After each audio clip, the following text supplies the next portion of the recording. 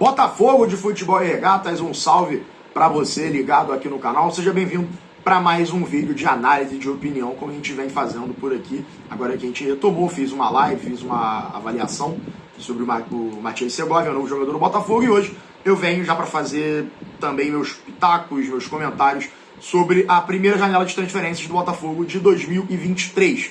Reforços foram contratados, a gente projetou ali 6 para a temporada, 6 já vão poder jogar desde o início dela, mas foram 7 jogadores contratados até então. Então eu já peço para você que está assistindo, deixar o dedo no like, se inscrever no canal, ativar o sininho para receber todas as notificações e, claro, compartilhar esse conteúdo naquele grupo de WhatsApp favorito, onde a galera só fala de Botafogo. Manda o link desse vídeo para aquele amigo, aquele parente, aquele primo distante, aquela crush, aquela ex que você quer puxar um assunto, mas não consegue, e ela é botafoguense. Manda o link, fala, pô, assiste aí, vê o que tu acha. Enfim, chega junto que a gente vai fazer análise de todas as contratações do Botafogo até o momento.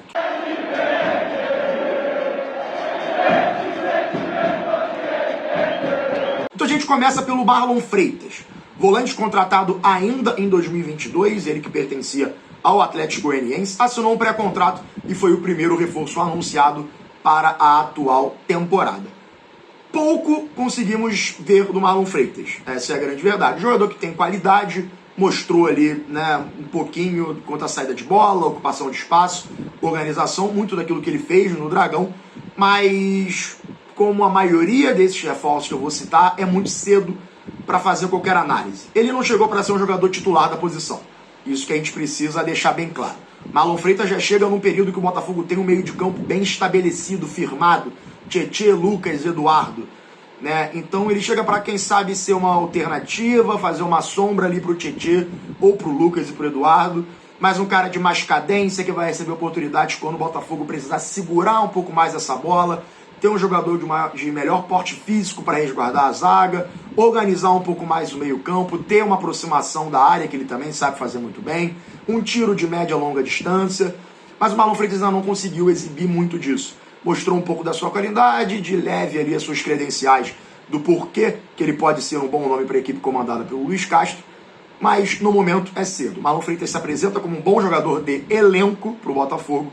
Na minha visão, a princípio, um tiro certeiro, nada além do esperado, mas que ele se solte um pouquinho mais, porque tem qualidade e não se destacou à toa num clube que foi rebaixado para a Série B do Campeonato Brasileiro. Dando sequência, vamos a Luiz Segovia, contratado depois de muitas sondagens do Botafogo, praticamente um ano de análise. Luiz Segovia chega junto ao Independente Del Valle, bicampeão da Copa Sul-Americana, carregando muito da bagagem e da experiência, apesar de jovem, de um torneio que o Botafogo irá disputar na próxima quinta-feira e que tem como um dos principais objetivos da temporada. Luiz Segovia, na minha visão, não é uma surpresa. Ele não consegue ser titular do Botafogo muito por conta do nível da zaga pelo lado esquerdo. Vitor Cuesta é dono da posição, titular incontestável. O Patrón, ele se destaca muito pela qualidade do jogo por baixo, visão, construção, armação. Ele ultrapassa a linha de vídeo gramado sempre para conseguir dar opções, até mesmo nesse primeiro período que o Botafogo vai tentar estabelecer no campo de ataque. E muito por conta disso o Segovia não consegue uma vaga nesse time titular. Mas quando foi exigido no Campeonato Carioca, enfim, foi bem, né? O Segovia foi bem quando foi exigido, mostrou muito daquilo que o Botafogo ainda continua sendo. A gente tem críticas e muitas críticas quanto a estilo de jogo, quanto a trabalho, mas quanto a ideia, eu acho que o Botafogo não tem fugido. Então o Segovia também manteve esse naipe, não indo longe daquilo que o Vitor Cuesta oferece, pelo contrário, deixando a régua bem igual ali quanto à peça de reposição, e é o que ele vai ser na minha visão. Talvez numa passagem de bastão nos próximos anos. A gente sabe que o Cuesta já tem uma certa idade e o Segovia aparece como jogador de longo prazo. Quando exigido no início de 2023, foi muito bem o zagueiro equatoriano, bicampeão da Sul-Americana pelo Independente Del Valle. Vai apresentar muita coisa ainda ao longo da temporada.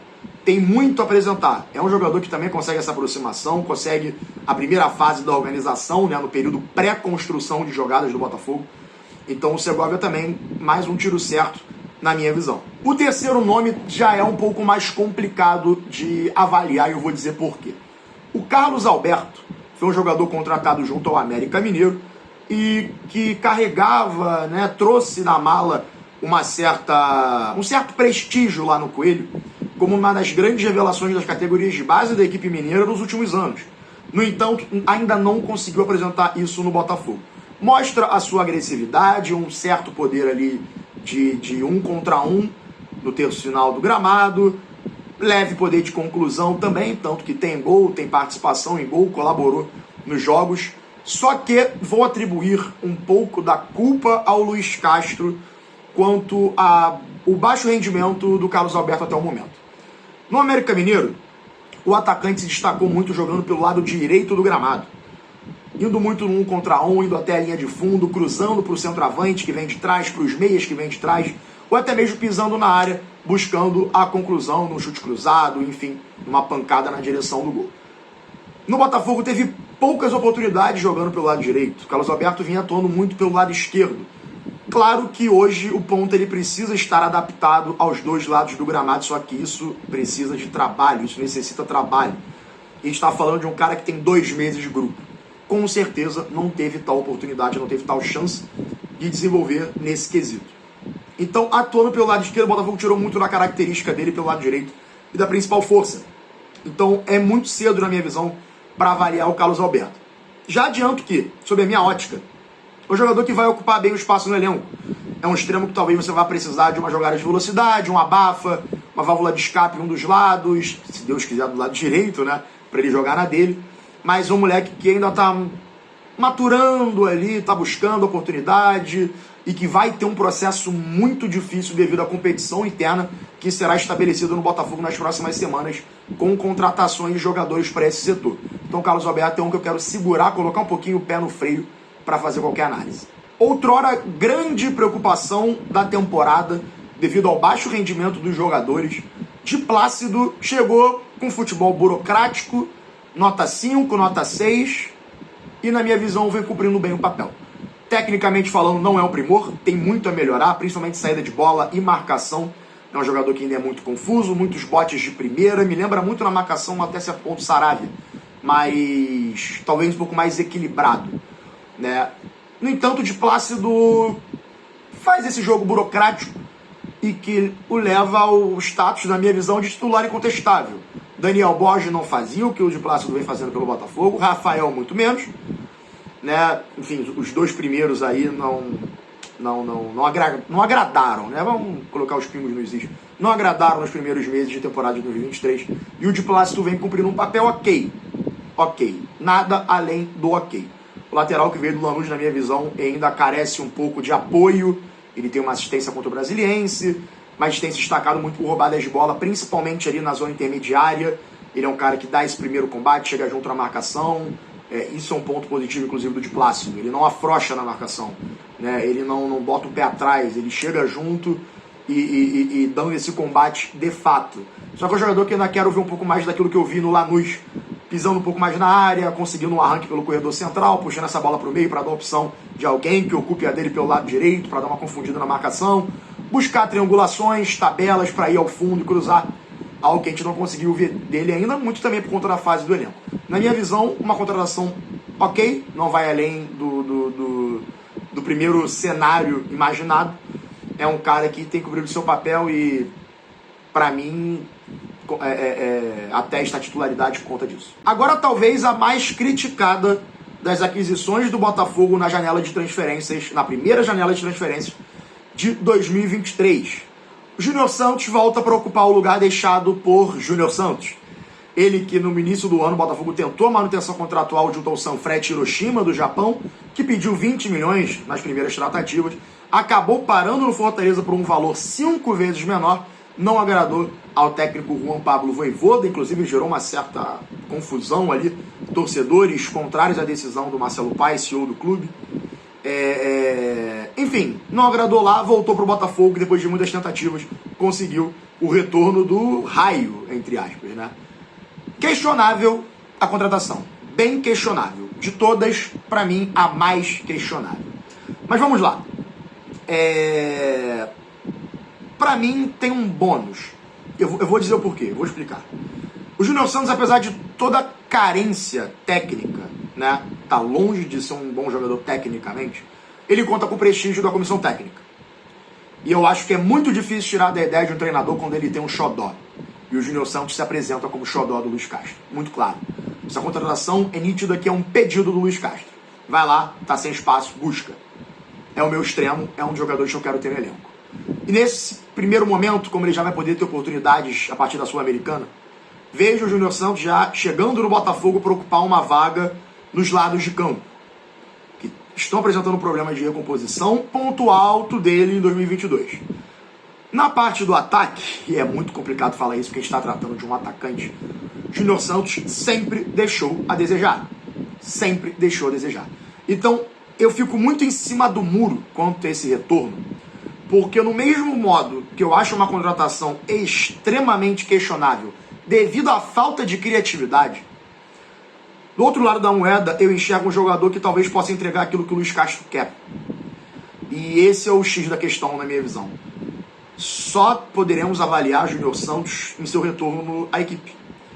Se ele vai conseguir entregar parte daquilo que ele entregou em 2022, força física, recomposição, ou se ele vai ser um cara que vai perder espaço que o Botafogo apenas comprou por comprar por indicação do técnico, né? Algo que não era para ser uma prática corriqueira no clube, mas enfim. Infelizmente essas coisas acontecem, como a gente já falou aqui no canal, futebol sempre vai ter disso. Então, da lista, a mais questionável, a volta do Júnior Santos. Muita gente ficou naquela, renova, vai embora, renova, vai embora. Eu era muito tanto faz na época. E como saiu, eu não via a possibilidade do Botafogo contratar de novo o atacante. Mas já que contratou, que entregue dentro de campo. E os dois últimos, eu vou fazer num corte só. Que são as duas últimas contratações do Botafogo.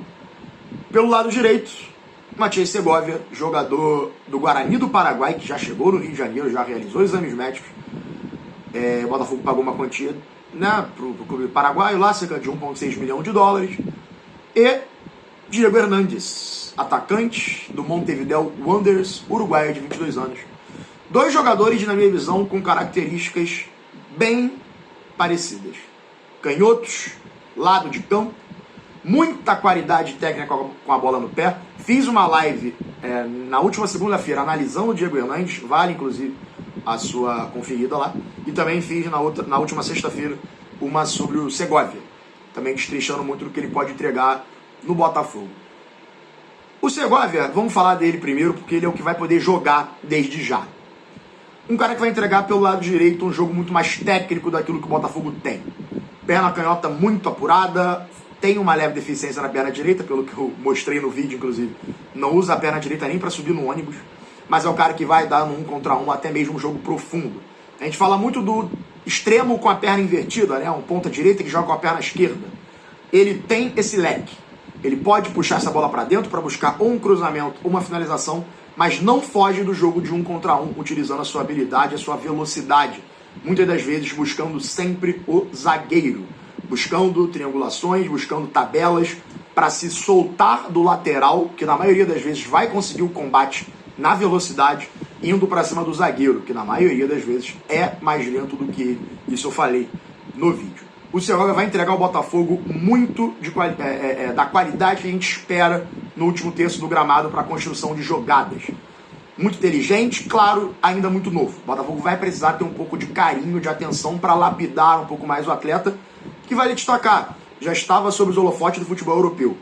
O Botafogo contrata junto ao Guarani do Paraguai um jogador de 20 anos, da camisa 10 da seleção paraguaia sub-20, que foi um dos grandes destaques do último sul-americano da categoria.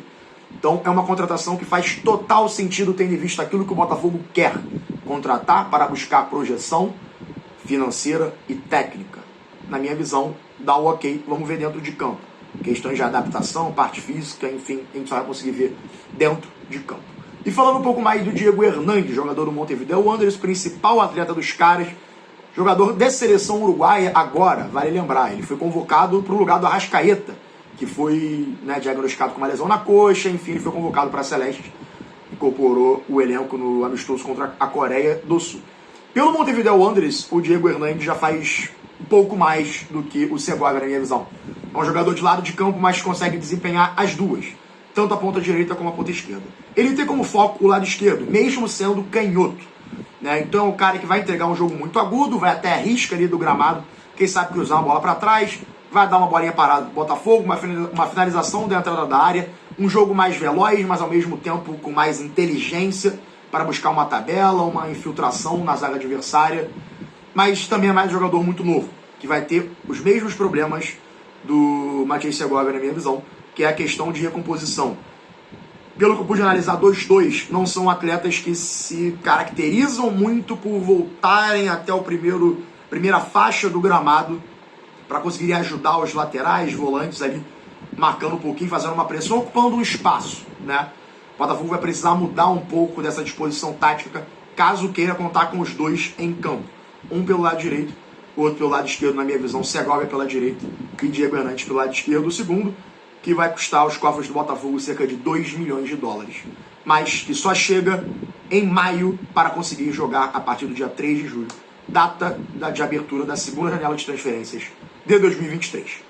Bom, vamos lá, cara. Apesar do trabalho ter sido ruim, isso a gente precisa julgar, porque o trabalho do Botafogo em campo é bem fraco, bem fraco. Na minha visão, você não precisa de 7 reforços, 6 reforços para ganhar do Audax, para ganhar da Portuguesa, para ganhar do Nova Iguaçu, para ganhar do Sergipe. Não precisa. Na minha visão, não precisa. Mas, olhando contratações, são aquisições. O Júnior Santos, a gente tem essa peculiaridade que a gente falou, mas são contratações que fazem sentido, fazem total sentido. O Botafogo quer equilibrar um pouco mais o elenco, contrata jovens jogadores, outros com um pouco mais de bagagem para certas posições, são os casos de Plácido, Marlon Freitas e até mesmo do Júnior Santos. E esses outros jovens aí, para dar um pouco mais de gás, jogadores promissores, que o Botafogo pode adquirir e quem sabe vender no futuro. É outro debate também essa questão do Botafogo ter a chancela na negociação de você pode sair daqui e ir para a Europa, né? Mas dentro de um cenário como todo de contratações na primeira janela, é um saldo positivo. O Botafogo que quer entregar aquilo que pode, devido aos problemas de fluxo de caixa e tudo mais, ainda abaixo do que a galera imaginava. Muita gente pensou que o Botafogo subiria a régua a nível de reforços, mas se é para buscar um sentido, um perfil de contratações, o Botafogo, na minha visão, deu um ok. Precisa responder dentro de campo. O trabalho do Luiz Castro é muito fraco. E não há contratação que consiga dar resultado se o desempenho em campo é ruim. Enfim, Fogão, tamo junto. Espero que você tenha curtido o conteúdo. Não esquece de deixar o dedo no like, se inscrever no canal, ativar o sininho para receber todas as notificações e compartilhar o link desse vídeo nos grupos de WhatsApp, Facebook, Instagram, Twitter, enfim, que você tiver por aí. Tamo junto, a gente se vê na próxima aqui no canal. Um beijo e viva o Botafogo de Futebol e Regatas.